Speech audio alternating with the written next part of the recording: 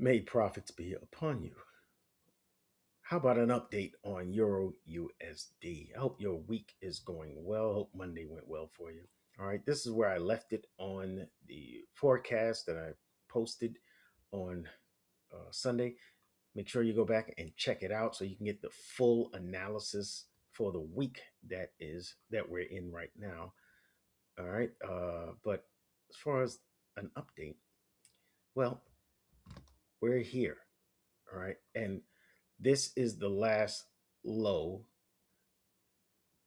and this is the last high. All right, a lower high from up here. Right, lower low, lower high. This isn't a higher low. This isn't a a real lower high because we're in between this and that. This is the last range of price. Anything happening in between here is not is noise essentially, because we're only concerned if it breaks this high or breaks this low. And what happens? This low is broken. That means we are bearish, but we are inside of this descending channel. All right, and this pullback is back to the high side of the channel, right? And it is a lower high. Each high over here is respecting the high that was previous. All right, this is a lower high. This becomes a lower high once it makes a lower low. That's its only job. All right, and the fact that it respected this high, all right, is is gives me this channel. And if price comes back up here, I'm looking for the market to move lower to make the break of market structure and a new lower low. So we can keep this lower low, lower high, lower low, lower high, lower low downtrend to continue. I hope you got all of that. All of that was explained in my forecast for the week. Make sure you go back and check that video. Okay. Now, as far as today, look at this candle. This is today's candle right there. All right. What can you tell about that? Well, if we look here, if we look here in the video, in the forecast video, I said we're in a smaller daily channel, right?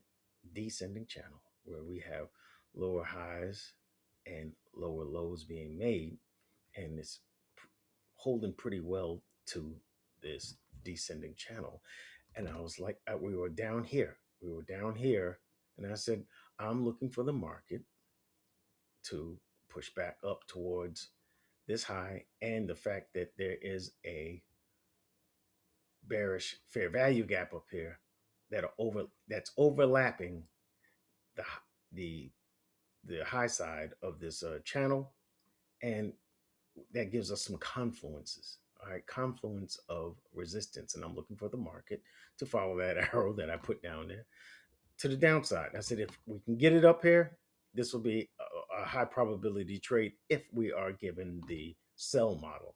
The other deal was I pointed out there's a bearish fair value gap here. I said, we're probably going to get a reaction here, but do I want the fair value gap here to form the sell model and take it down here? I was like, I'm not so sure about that.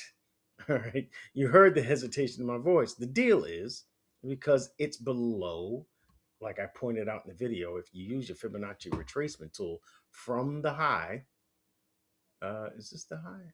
Yeah. Hold on. Hold on. Yeah. All right. This is the actual highest point. All right. This is the highest point.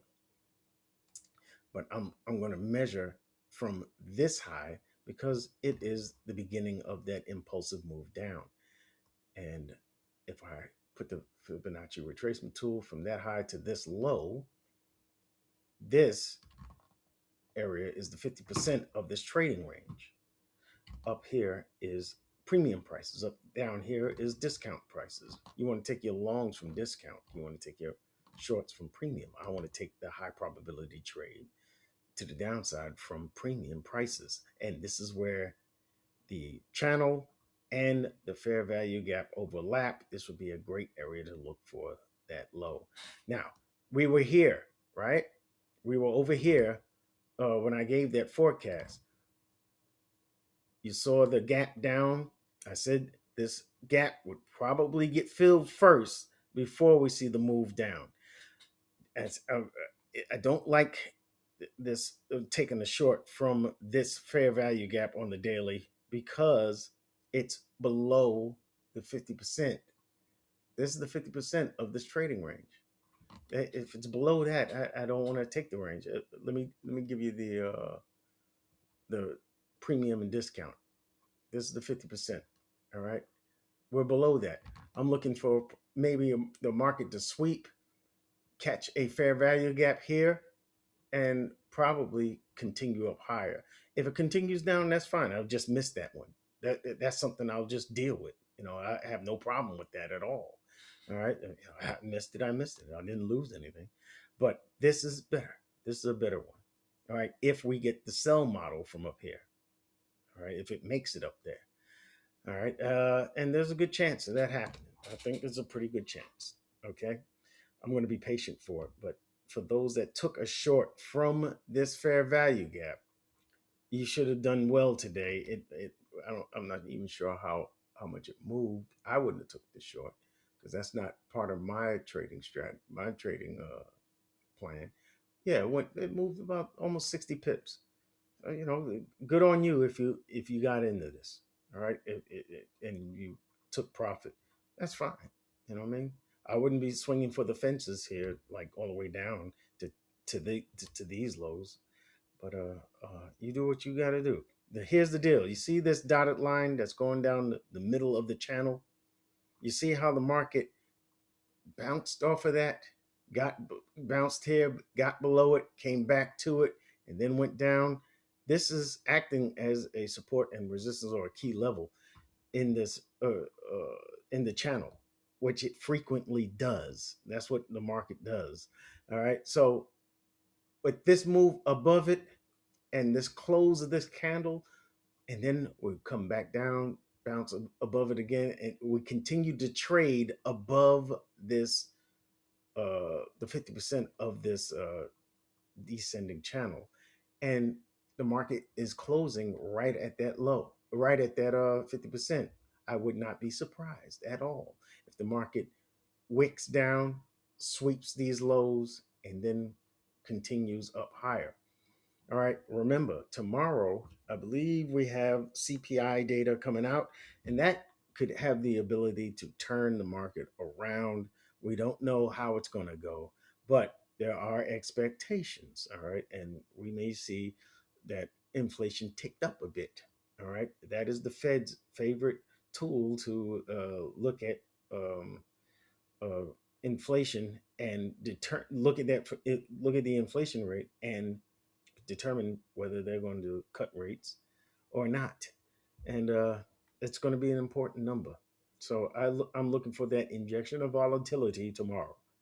All right. But I am still holding patient until the market moves back up at least into premium prices so I can look for that sell model to form. And we know what the sell model looks like. It's going to look like a higher high, a higher low, a higher high, and then a lower low, lower than that, lower than that higher low there. And then in this leg of structure, the market will find an order block or a fair value gap in which to give the resistance necessary to push the market down. It looks like a point over here, but on the lower time frames, it's going to look like this. Got it? That's our sell model. All right. I hope you enjoyed this video update, and make sure you go check out the full analysis I posted on Sunday for the week ahead for the Euro USD, and I will see you in the next video. May profits be upon you.